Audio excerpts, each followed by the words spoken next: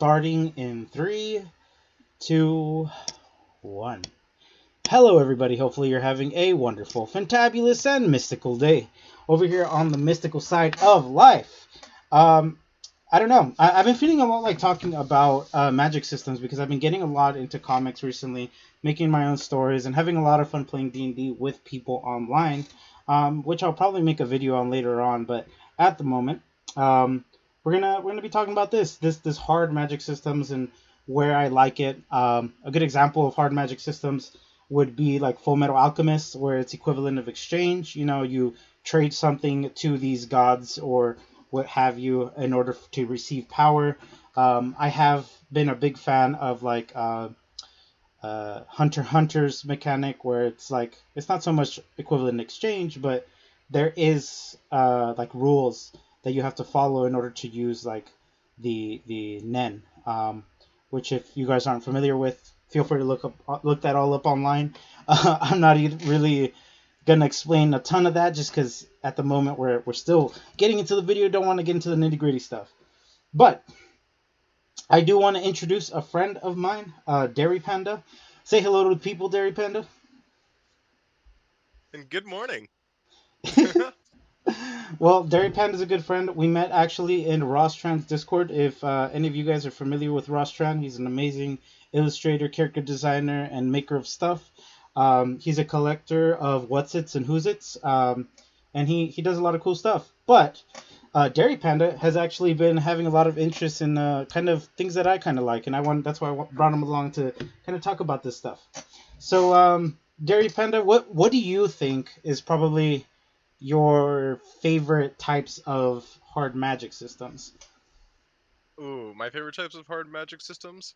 Yeah. Well, typically the magic systems I lean towards are like the ones that are very simple, right, in idea, but are very concrete in its rules, if that makes sense, right? So like Avatar: The Last Airbender, I know has a pretty good hard magic system. You can only bend the four elements, and you need to be able to move your body, in martial art form to produce the element or manipulate an element as desired, Yeah. right? I also like those. Those are really nice. I Yeah, think absolutely. I watched a lot of that show kind of growing up too. Yeah, no, I've just always been fascinated by that concept. It's so Hmm. easy to involve yourself in that world Yeah, because definitely. you think of all these ideas on like what kind of bender you'd be and what you'd be able to do, right? Hmm. And when you're able to exploit, your own rules within a hard magic system, that's just some of the coolest feats Hmm. to me. And just to Like, give, yeah, yeah. yeah. No, Uh, continue. and just to give a little bit of context to some of the viewers, right? So there's two different types of magic systems. Me and Dairy Panda are really big fan of hard magic systems, which means that things kind of have to have a rule, and the viewer has to understand how it works. And an example of like a soft magic system would be something probably like a Lord of the Rings type of magic, Yeah, where it's, definitely. yeah, where things just kind of happen, and you know it's magical and you know it's powerful, but you don't really know how it works. Yeah. Do you A good like off the top of your head? Can you think of any examples of Dairy Panda? like from Lord of the Rings No, or or just like in general, like oh, a so. well, I think there's a lot of good examples, but specifically settings and shows that fixate on magical fantasy have a huge leniency with just soft magic systems because to them magic's just whatever you make of it, Yeah, and that's okay. Soft magic systems are great in their own. Uh, for me personally, the problem though is that there's no limit to it, right? yeah, So it means you can just have stronger and stronger spells, and the biggest problem when writing with the soft magic system, right, is when you add something really overpowered later on that a character could have done. It's kind of like, well, why didn't you do this earlier? yeah. I I can can name definitely feel five that. times. Yeah, Yeah, it gets pretty crazy when characters are literally just wiping characters out of existence, right. and like they use like a piece of grass as like like it doesn't make much sense. I don't know. It's my opinion, but that's the topic Yeah, of today's conversation. I wanted to do kind of like a podcasty like little thing while I did a little bit of painting in the background. Just for those of you to enjoy who enjoy hard magic systems and enjoy the sound of my voice. I want to apologize beforehand if the audio for this is like not the best. I'm not using a standard mic. I'm using the mic that I got on my brand new Mobile Studio Pro, because the last one wasn't working for a while, and that's why a lot of you guys weren't seeing a lot of my artwork go up on the internet. But we are ready to go. Got a brand new one, working fine. Got warranty. We're solid. So, for those, Also, yeah. before we continue, Hmm. might I say I wanted to say thank you for letting me in on this. Yeah, Like, no, I'm no, no. very honored, and you're a really cool dude. Yeah, thanks, man. Okay. Leading off of that, I wanted to say, for those of you who don't know Dairypanda, he's an awesome artist. He does a lot of little drawings and paintings and things like that. But one of his projects that he's been working on is a comic by the name of Crygy. Um, Yeah. and he has like really interesting magic systems that he's using with hard magic systems, like we were talking about previously. And I wanted like him to talk a little bit about his comic and maybe give us a little bit of a summary of his story, or like just talk about like hard magic systems and maybe ideas Yeah. and things like that that we've come up with in the past that I think would be really cool. Absolutely, I'd love to. So pretty much the main magical component, the supernatural element to my setting is the introductions of these energy crystals known as Crygies. Mm. Essentially, what you're able to do is you're able to activate them once they are quote unquote fused with a solid inorganic material. And pretty much what you can do is you can produce some supernatural effect or manipulate an element in any way you see fit. Also, just manipulating energy in general. Mm. That sounds very vague and open, Yeah. but it's because I wanted to kind of allow people to have the freedom where if they were in the setting, they could create literally whatever they want. Hmm. And the real difficulty starts from there, because then you have to start thinking about, well, how do I limit it so people Yeah. can make whatever they want without, having the ability to just wipe out continents by snapping, you know? Yeah. It's always difficult to gauge the strength of a character, especially when you don't really expect some stuff to kind of happen. I know Yeah, for me personally, like making a character have a weakness is always the fun part to making the character, because sometimes absolutely. it's like a trait thing, so you can do it that way. Yeah, Um, I know. mhm. What is it? There's a show named My Hero Academia. Oh, it's I'm my sure a favorite lot of show. I love people that know it. show. Oh, I love it too, dude. It's so I good. think the author was one of the did a very good job of following a open, magic system while Hmm. keeping it hard by fixating on the drawbacks to everything, right? Yeah, I Like, think he really yeah, emphasized that really well. I think his name is could you give an example? Horikoshi. If you guys haven't, Yeah, Koei yeah, Horikoshi. Kohei Horikoshi. So anybody interested, definitely check out My Hero Academia. You can look for it online. I'm pretty sure you can find the books It's on on like Amazon, or pirate Hulu them. and It's up to you. Funimation as well. Yeah, but the show is really cool, and I think he did do a really good job on kind of navigating the whole like strength and weaknesses Yeah, thing. Because I think as storytelling, making a character that's both likable and also not super powerful is very difficult. I think one of my all-time favorites is Hunter x Hunter, because yeah, it's a story about a kid. You're growing with the kid, and he's learning about all of these, like the what's called the Nen ability, hmm and he's like not good at it, right? And he's seeing all of these people that are really good at it, and like you see the limitations to what they're doing because you understand the foundation of it. um, but it's always really interesting. But So Go ahead and I know continue. something Hmm. in Hunter x Hunter that I really appreciate, right? Hmm. Is the author managed to make it in a way where I found the concept really interesting, that when you're learning how to use Nen, every single person learns how to use it differently, you know? Yeah. And that makes so much sense to me because everybody learns how to do something in their own way. Yeah. So it's a system with limitations, right? But it's organically different from everybody else, even though technically everybody does like the same thing.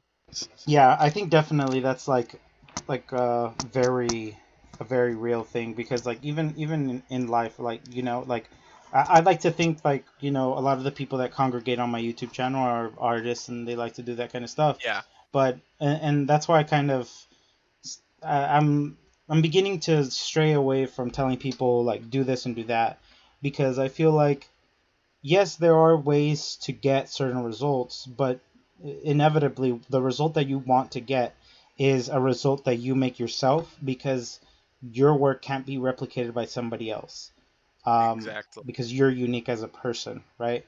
Um, Yeah. but you know, I digress. Um, Yeah. Let's not so get too sidetracked here. yeah. I'm not trying to get too sidetracked here because I really do Yeah. want to talk about like the hard I magic think that system. is a good message Yeah, though yeah, to artists. You yeah. really do find your own through experimenting. I think part of growth is experimenting. Um, and so with the magic systems, right? With the Crygy magic systems, what are the limitations of the magic system? Do you have Thank you like for asking. yeah. Well, to start off, the first limitations I kind of it's not a limitation when you think about it right away, but one of the limitations is it can only be to use these energy crystals, use these Crygys, they have to be fused with an object, right?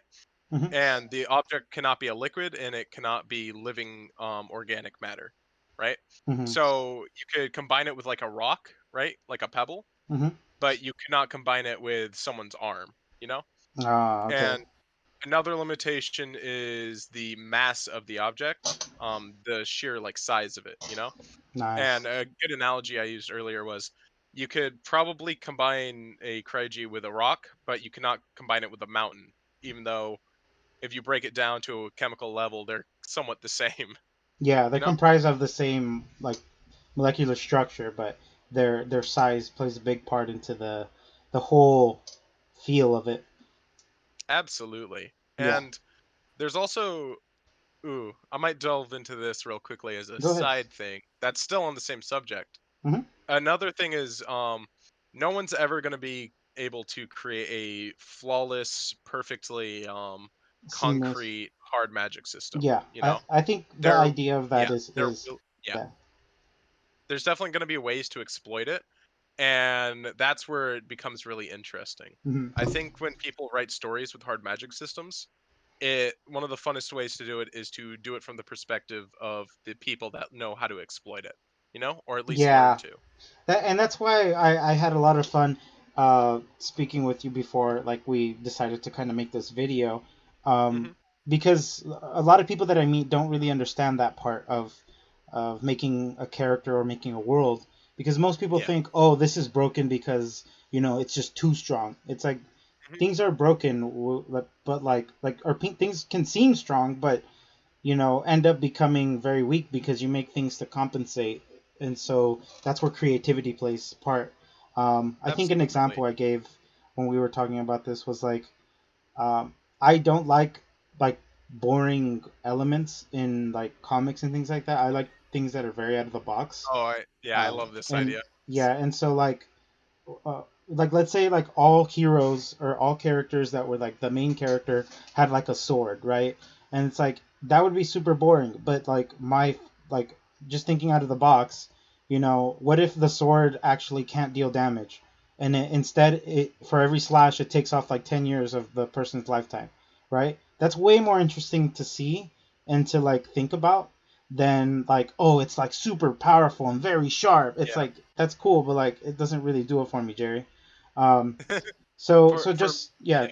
just a little bit of an insight when I talk about like being creative, in that sense. And I think some of the characters in your story kind of gave off that vibe of like they're different because not because like, oh, I have a quirky um like a quirky weapon, but like Yeah. I'm also a different type of person and I have a different goal in mind.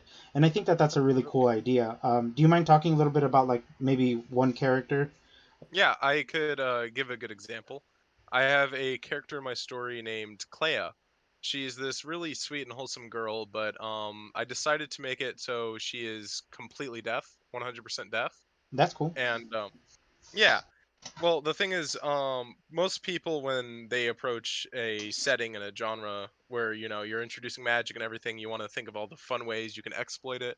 You want to figure out what's the coolest kind of weapons and magic, right? And I Yeah. was think for her, I wanted to focus on the technical aspects, right? See it more as a tool or a gift for people that have it a bit different than others, you know? Yeah, So for Clea personally, what she does it is she uses it as somewhat of a hearing aid to be able to hear her friends and follow her passions of music and such. that's cool. Yeah, Well, one thing that reminds me of, because it's on the topic of like magic systems, and I think there's yeah, also hard combat systems as well. It doesn't have yeah, to only revolve around magic systems, just to be clear with definitely. everybody. Um, but one of the things in Hunter x Hunter is you can train like the sound, like your ears and your senses. Oh yeah. So like I think a cool like side thing, and this is just a side comment, because Hmm. I just remembered it, Yeah, but go ahead. I think it'd be cool if she could also like hear and feel like the vibrations and things from like really far Absolutely. away. That'd Yeah, be cool. they so the only reason why like I was thinking about that too, but then I don't know. I was thinking about how, Toph from Avatar, Hmm. the Earthbender, Yeah, I love she's Toph, man. blind and she uses vibrations to do that. Hmm. So what I'm trying to do is I'm trying to think of other creative ways To use for it. someone that can't hear Mm, to have more heightened senses in other areas, right? that's Because cool. I've seen vibrations done a few times. So I Yeah. right now I'm experimenting with different ideas to approach it, Mm. but I Have you come definitely up with might any implement it. like different things that you think nobody's thought about, or like not necessarily nobody's thought Let's about, but see. like something that you think is like cool and interesting, unique?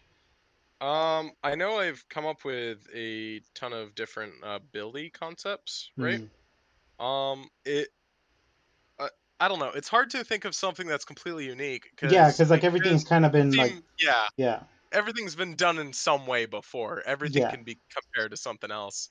Hmm. Um, let's see here. I think hmm, I don't know. I'm the kind of person that likes to take simple concepts and twist them creatively, Yeah, right? I like to take creative liberties with a lot of stuff. Even in Yeah. our D&D sessions, that I'm going to talk about that in an entirely different video. But even in those like sessions where there's like hard stuck rules, or they're supposed to be, I'm very lenient Yeah. with letting people do kind of what they want, because I think part of the fun of playing those types of games is being able to be different and be unique and do what you want to do. And I feel like sometimes the rules kind of get in the way of creativity. And I think I that's kind of where you start delving into the realm of no fun land. But yeah. actually could give an example from a D&D campaign I was in Mm, where my DM was able to let me have a creative liberty like that. mm-hmm, So I will say it was an overpowered campaign, right? But I specifically made myself underpowered intentionally, just mm, because I wanted to, have a more homey vibe, like homely vibe, yeah. while playing. And my friend Raichibi, who was DMing it, I was talking to him, and I said, "Hey, could I have something where whenever I heal someone, I can change it to damage, right?" Mm-hmm. And I ended up finding a way to make that completely overpowered because eventually I got a staff that, let me cast a spell where it just let me fully heal someone regardless Oh, that's of the crazy. situation, right? And then I was able to one-shot enemies with that. Yeah, because then you changed it from healing to like damaging. Yeah, Yeah, that's a and smart yeah. idea. You can do that with a lot of things, especially things that heal, like do AoE healing. That's just AoE damage now. Yeah. I was also like extremely unlucky with the die. So what was also great about that is it was like a healing ability where I only had to touch them. So I just had to get close.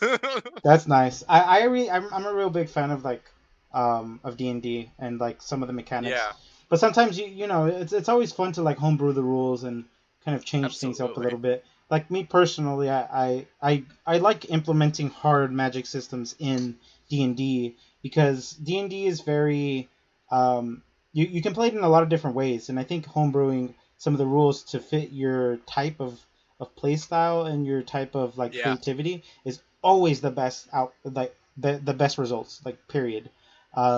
I think my favorite thing that I've implemented into D&D is health potions. Now when you drink them, you have to roll a dice and see if you have to land like a 10 and above of constitution, and if you Mhm. fail it, you're now drunk and you take half the amount of damage Oh on my anything. gosh. So That's awesome. yeah, but you also have very low dexterity, so it's a trade-off. Mhm. You don't want to probably drink any as somebody who's very dexterous, but you could probably do it as a Yeah. barbarian. And even adding on to that, like if you do it often enough, I do. I make what's called levelable abilities in my campaigns. Hmm. So if a character like exemplifies like a skill that they want to do, and they want to give it a cool name, like world spinning kick, right? And they just do it a Worlds. lot. I'll give them stats for that specific move Oh my and god. like You sound like dice like such a fun damage. DM. Yeah, and I think a lot of this comes from the want to a have fun with people and teach people that you can do whatever you want. The rules don't exist in creativity. There's just different ways to get results. But um like you can do that, and then also like the more they level up, the stronger they get, or just giving people the ability to do what they want. That's the main focus. And so Absolutely. yeah, so that's like a big example, I guess, of creativity and magic systems. And going off of the whole potion thing that I was saying, like Hmm. implementing that into the character. So like if they're an alcoholic, right, they have like less of a chance to get drunk. But if they do get drunk, they don't get the negatives. They just get the positives. So maybe Oh wow. instead of them like losing their balance and stuff, they now gain only resistance, like a barbarian that gets drunk before battle. I think that's hilarious. I think that's That awesome. So he just chugs a bunch of health potions right before the combat starts, and let's say it gives him like rage.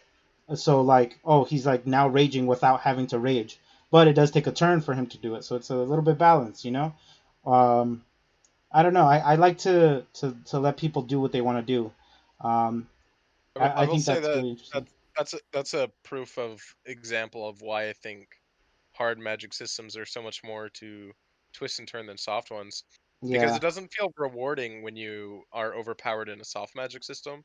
It yeah, doesn't feel rewarding when you outsmart an enemy in it, because really like your abilities are limitless in it in a way.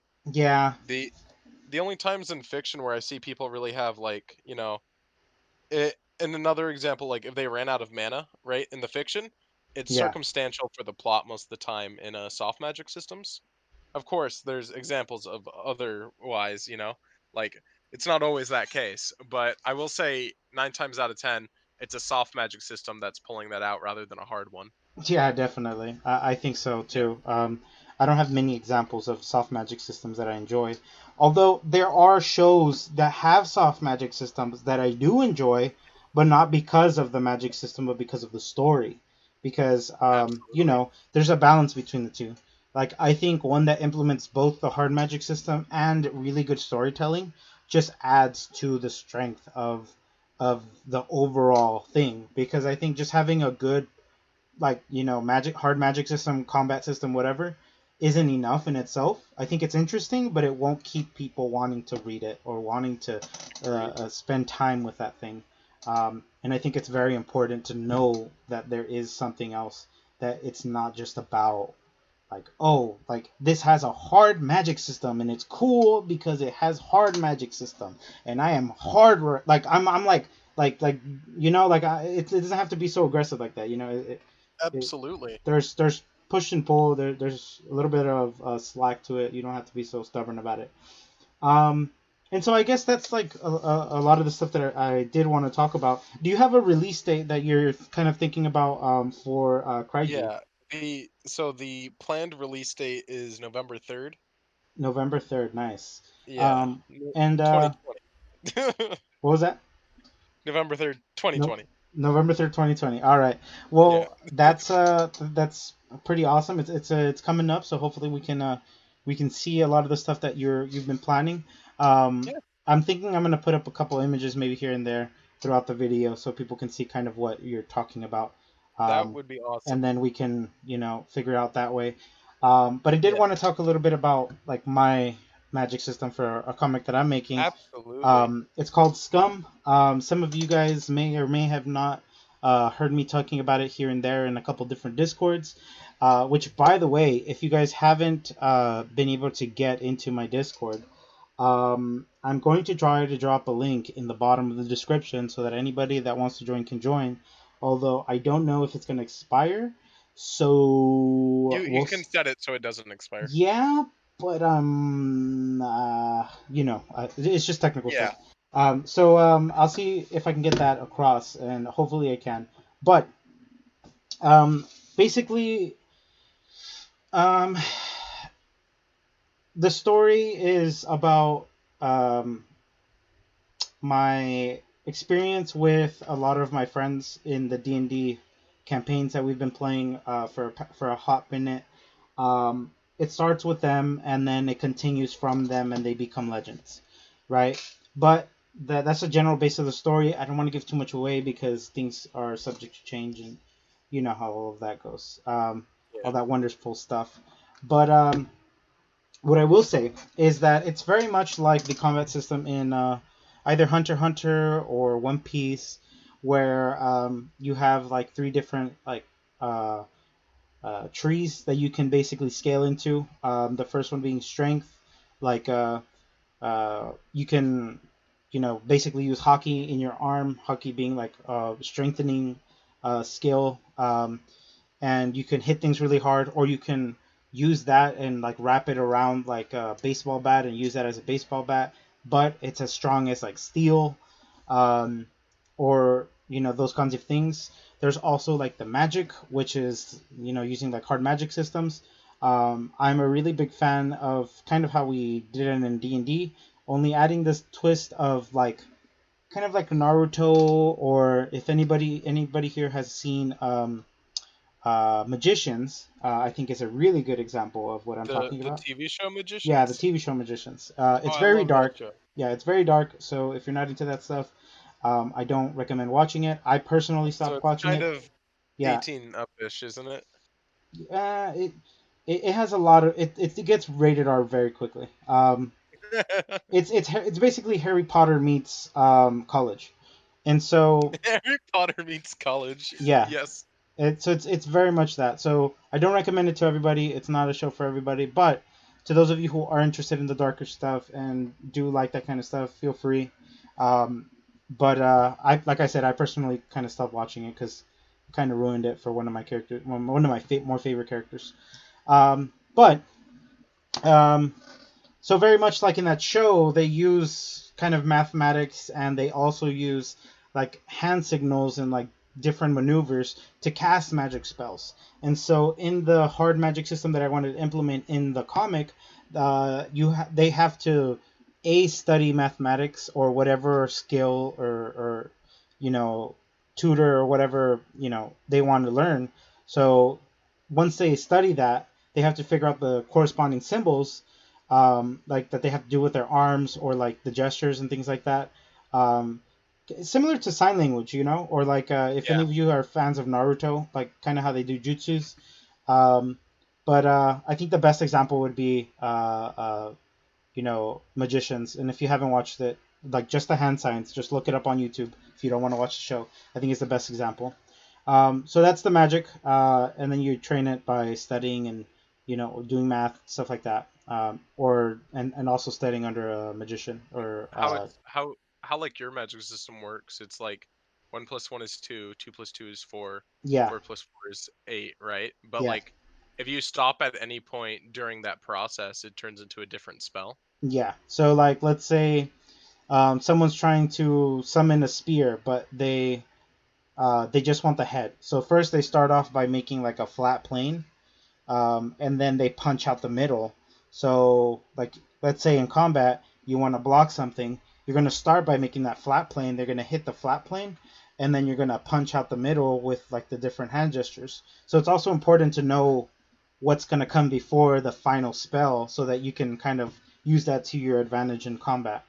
Um, and I think Turn an it's offense into yeah, and it, defense. it kind of adds to the combat thing and it adds to the magic, but I think in general it just adds to the world more, and that's one thing that I wanted to emphasize in this comic is that it's it's about the story, but it's also about the world.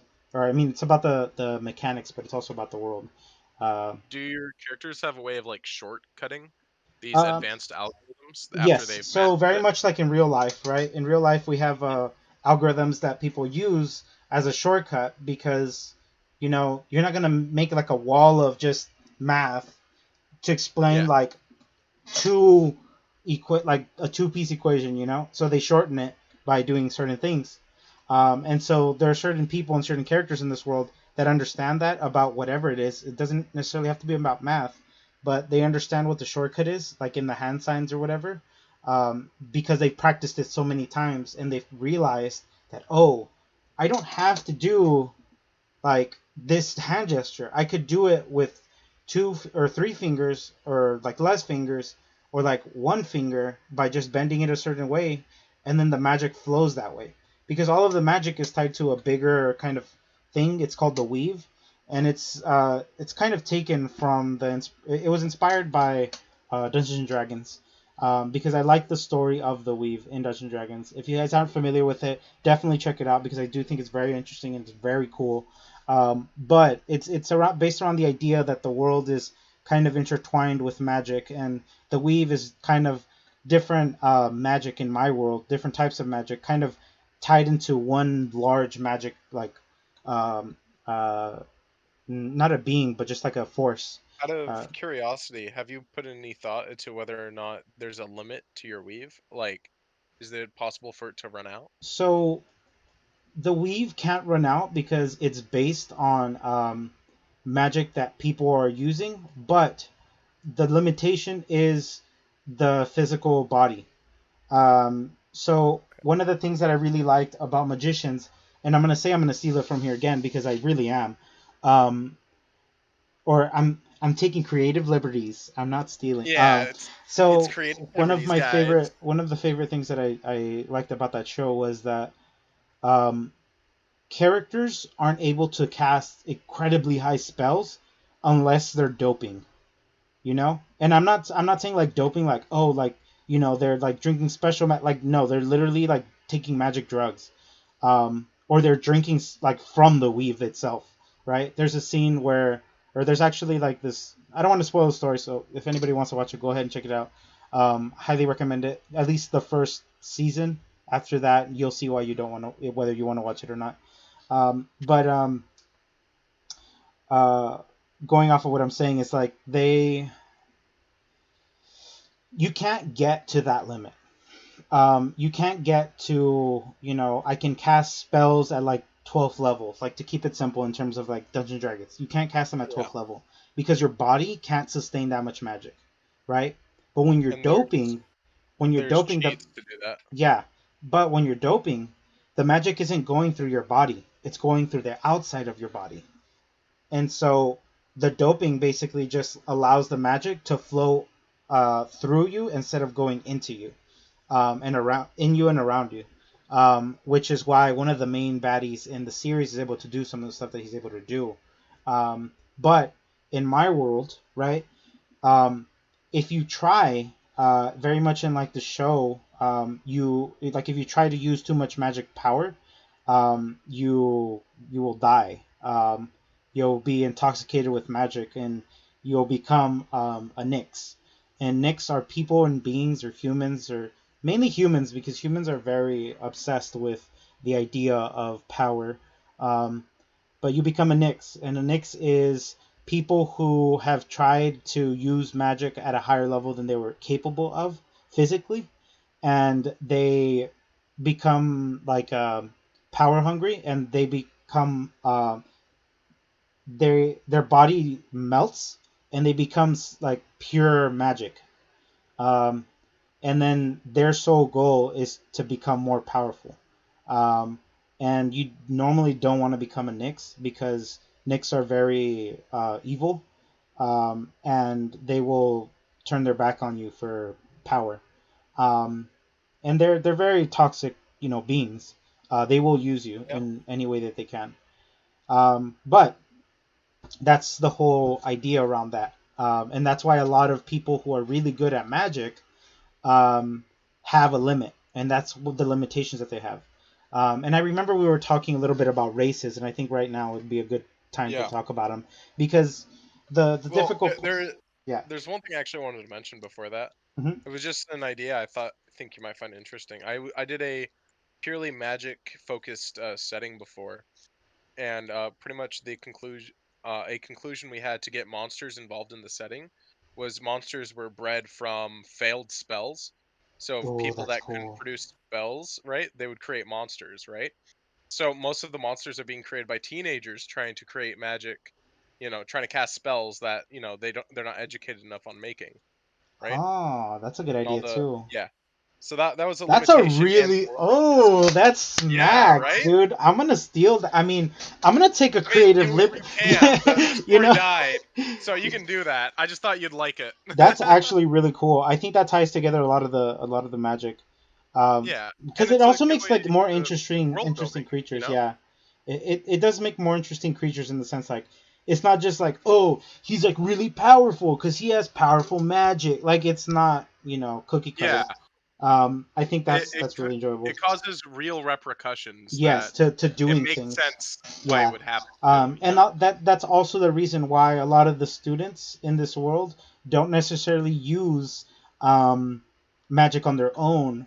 They Hmm. mainly study for a good period of time, well into their like 20s, Yeah, to learn like the magic well.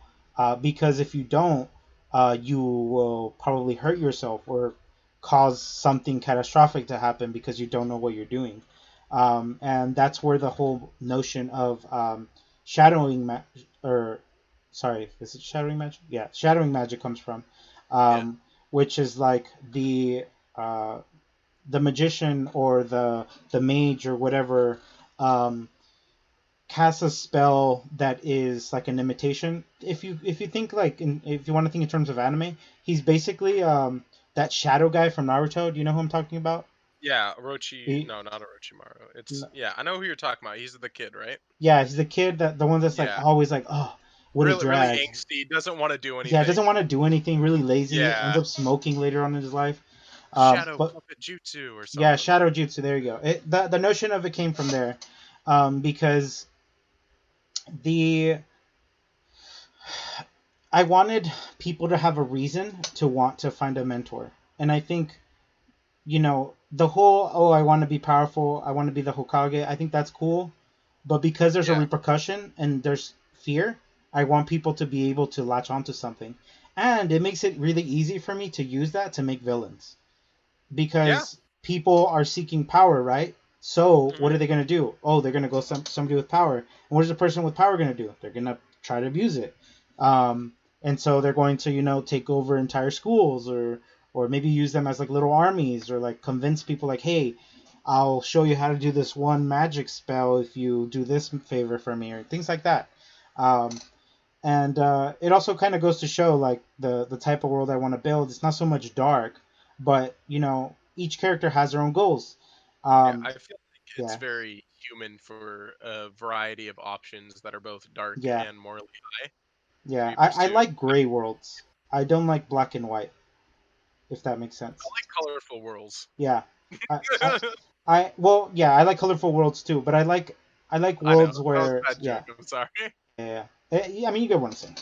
And Yeah, so no, I get it. So yeah, so there's a lot of stuff, a lot of ideas, but basically that's the summary of the magic. I know I didn't delve too much into like the last category. The last category is just sensing things and like feeling your Mhm. environments, and like knowing who's around you and being able to dodge them in time or things like Yeah, that.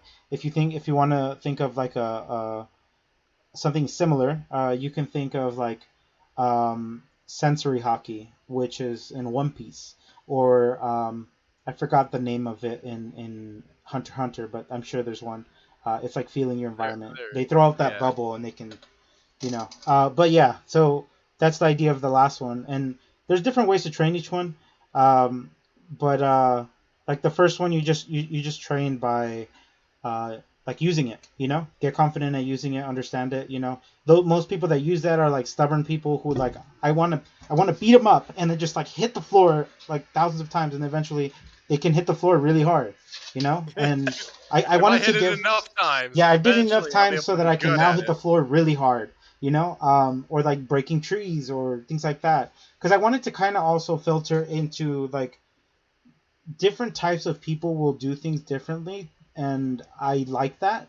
Um, and it just keeps things more interesting. And then the magic one, obviously they have to study more. They find somebody like a magician to teach them how to do stuff, Yeah. and that's how they learn. And then the sensory one, obviously you just go out into the forest, feel nature, and get really good at kind of walking around blind. Um, and it'll sprout different types of people that are good at their one thing. But you can train all of them and bring them all up simultaneously and become very powerful. And there's few people that actually do it in this world. But there is people that do it. And an example of that would be like the top adventurers in this world. Um, some of them are good people, some of them are extremely evil people, but um, it just goes to show you that if you chase something hard enough, you will find it. Um, and a good I example I also love. yeah. Oh, sorry. No, no, no, go ahead. Go ahead. Oh, okay. I was about to say, like, based on that, people, becoming powerful based off of their like fears and their training and repetition and what they're trying to be excellent is. I know in my fictional world of Crygy, there's a character who uses the energy of a Crygy, the supernatural ability, to see near future predictions, right? Mm, And pretty much anything he analyzes, he can see near accurate predictions of like multiple different outcomes of hmm. what's going to happen, and he used that to become the world's strongest fighter And because how he could does see and what whatever would the someone. downside to that be? I'm curious. Being overwhelmed. He Mm, sees all like a bunch of possible outcomes, right? But he yeah. doesn't know which one's actually going to be You know true, what I right? saw? I don't remember what the name of the show is for the life of me, but I think a really cool way around that, if your protagonist or whatever ever fights them, Yeah. is simply not doing anything because That yeah. Well, be, th- here's mhm, also the thing I was thinking about though, right? Like, what if you summon like a giant like heat wave or like a giant meteor on top of them, right? mhm. I mean, I'm not sure how well you could do that in my setting, but like, let's say you're fighting against someone as powerful as that, right? And you do that, they can see the meteor coming, but what are they gonna do about Yeah, it? like it's so big. How are you gonna avoid it? Yeah, Like I think that idea is really cool. I think my favorite ones are the ones that are always like complete like opposite. Like mhm, maybe he like thinks he's gonna run towards him, but he actually like runs back, like just leaves. yeah. Um, Juke them yeah, out. and so like he goes to like do this crazy block with like maybe like he summons like a huge wall, and like the dude's like you just hear like footsteps getting further and further away. Like I think that'd be hilarious. But it just goes into like the For whole sure. like maybe you can do like a little encounter or something like, oh, you fight the number, like you're gonna fight the number one, like, and everyone's like there's no way he can win, what is he gonna do? And then he's like, you just hear him like footsteps running away, and then he's just like, wait, Better, better. what was that? And then it's like episode whatever, like what happened. I think that'd be really funny. But I mean, there's a lot of different ways you can play stuff out like that, and I think I like the fact that there's like-minded people that think like about this stuff, and I don't Yeah. feel so like nobody thinks about, like, who's gonna be thinking about this. The problem is you also have to nerf like a lot of stuff. Yeah, or you can make everything so powerful that it's all kind of even. Hmm. Yeah, And I think yeah, yeah. I think I like it's it yeah. so everyone's on the same playing field. Yeah, I do too. And that's probably why I like Hunter x Hunter so much, because if you haven't finished it, I would highly recommend finishing it, because I'm on the Chimera arc. there is no there is no character that is obnoxiously overpowered, because it's based around skills, and if you use the skills incorrectly, you will lose. So it's an intelligent, it's like chess. Like you have to Yeah, know, like you have to think ahead, and like maybe your skill isn't good for this matchup, but what are you gonna do about it? Like it what are, like yeah, it's it it's really very needs to be anime, as but much of a mental, yeah, game as well as is a physical, yeah, right? and I that's what I like about it the most, actually, is that it's a little bit of both, and it gets it in a way that like really gets you thinking about, like, oh, like what if he were to have done this, or like what if he did, like it gives you like all Yeah, this slew of different ideas or concepts that you could have been thinking about for ages. And I think that's what I like about it the most is that there's so many options. Um, but it's about Anyways, what you choose. It's a yeah. personal thing. What you wanted to say earlier about the races? Sorry, I got Oh, us a bit right. Yeah, I sidetracked. was about to talk about races. So one of the dilemmas that we were talking about with races in comics isn't like, oh, like it's like super cringe, but like it's actually like a problem because how do you make introduce a new race that isn't broken from the get go? And my Yeah, solution was give them one thing they're good at, like innately, and then that's it, right? Like oh, elves are really good at magic, and that's it, right? Like yeah, or maybe the opposite. Maybe they're really bad at magic, but they're super dexterous. So they can use like the first like the strength part really well, and they're fast and stuff like that, but they can't use magic at all. And they also because of that, because they're really strong, they also train up the sensory one a lot. Um, yeah. because they're innately good at strength, so they have to supplement that with something else to not be killed immediately.